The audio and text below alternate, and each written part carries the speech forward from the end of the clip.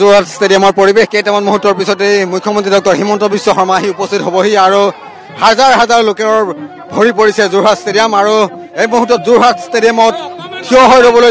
ঠাইৰ অভাৱ হৈছে। মই পৰিৱেশ দেখুৱাইছো যোৰহাট ষ্টেডিয়ামত যিমান দূৰলৈকে চাই যোৰহাট ষ্টেডিয়ামৰ যি পেভিলিয়ন আছিলে পেভিলিয়নত বিজেপিৰ কৰ্মকৰ্তাসকলে ভৰি পৰিছে আৰু কেইটামান মুহূৰ্তৰ পিছতেই যোৰহাট জিলা আয়ুক্তৰ কাৰ্যালয়ৰ দিশেৰে অগ্ৰসৰ হ'ব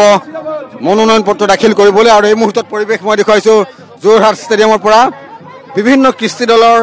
তেওঁলোকৰ যি নৃত্য আছিলে সেই নৃত্য প্ৰদৰ্শন কৰিছে। আমি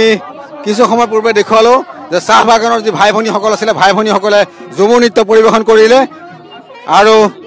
মাদল বজালে বিধায়ক ৰূপজ্যোতি কুৰ্মীয়ে। এই মুহূৰ্তত আমি পৰিৱেশ দেখুৱাইছো।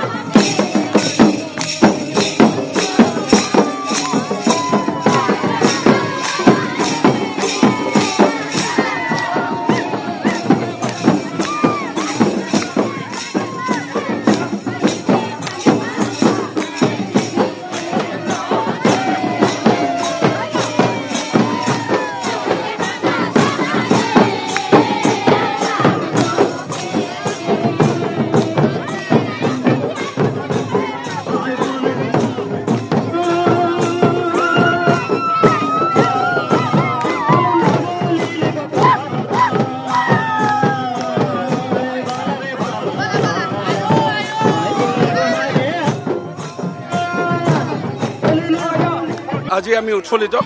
আজি মাননীয় মুখ্যমন্ত্ৰী ডক্টৰ হিমন্ত বিশ্ব শৰ্মা ডাঙৰীয়াৰ নেতৃত্বত ভাৰতীয় জনতা পাৰ্টীৰ ৰাজ্য চৰকাৰ মোদী ডাঙৰীয়াৰ নেতৃত্বত দেশৰ প্ৰধানমন্ত্ৰীৰ নেতৃত্বত আমি চাহ বাগানৰ শ্ৰমিকে আমি বহুতখিনি পাইছোঁ অসমৰ জনতাই পাইছে আজি কোনো পাহৰিব নোৱাৰে এই চৰকাৰ আমাক আকৌ লাগে স্বতঃস্ফূৰ্তভাৱে ৰাইজ ওলাই আহিছে মই কোৱা কথা নহয় ৰাইজ ওলাই আহিছে স্বতঃস্ফূৰ্তভাৱে নাচিছে আনন্দ কৰিছে আৰু এই স্পষ্ট ছবি যে সাংসদ আমাৰ প্ৰাৰ্থী তপন কুমাৰ গগৈ ডাঙৰীয়া বিপুল ভোটত তেখেত জয়ী হ'ব আৰু এয়া আনন্দৰ উল্লাস আমি আগতে পালন কৰিছোঁ আমি ইয়াত অহংকাৰ দুগুণ নহয় আজি 4 গুণ নহয় এটি 10 গুণ আৰু আহি আছে মানুহ ইমানে হ'ব ষ্টেডিয়াম ভৰি পৰিব ষ্টেডিয়ামত মানুহ নুজুৰিব ইমানে মানুহ ওলাই আহিছে এইটো কাৰণে ওলাই আহিছে কাৰণ মোদী চৰকাৰ আকৌ লাগে ডক্টৰ হিমন্ত বিশ্ব শৰ্মা আছে আমাক বহুত মৰম দিছে বহুত মৰম চাহ বাগানৰ শ্ৰমিকৰ মজুৰি বৃদ্ধি কৰিলে আমাৰ মডেল স্কুল বনাই দিলে লাইনৰ ৰাস্তা বনাই দিছে আমাৰ পানী যোগান আঁচনি ঘৰে ঘৰে নল ঘৰে ঘৰে পানী আমাৰ ব্যৱস্থা গ্ৰহণ কৰিছে আমাৰ 3% নিযুক্তি আমাৰ ব্যৱস্থা গ্ৰহণ কৰিছে স্বচ্ছতাই নিযুক্তি প্ৰদান কৰাৰ বাবে এই বিজেপি চৰকাৰে আমাৰ বাগানৰ ল'ৰাই এতিয়া APSC চাকৰি টকা নিদি আজি পাবলৈ সক্ষম হৈছে আজি চাহ বাগানৰ মজুৰি বৃদ্ধি হোৱাৰ লগতে আজি গৰ্ভৱতী মহিলাসকলক 12,000 দিছিল আগত এতিয়া 15,000 টকা আমাক গৰ্ভৱতী মহিলাসকলক দিছে শিশু মাতৃৰ মৃত্যুৰ হাৰ আজি কমাই আহিছে যথেষ্ট আমি উৎফুল্লিত বহুতখিনি দিছে আমাক আৰু লাগে যাৰ কাৰণে আমাক বিজেপি চৰকাৰ আকৌ লাগে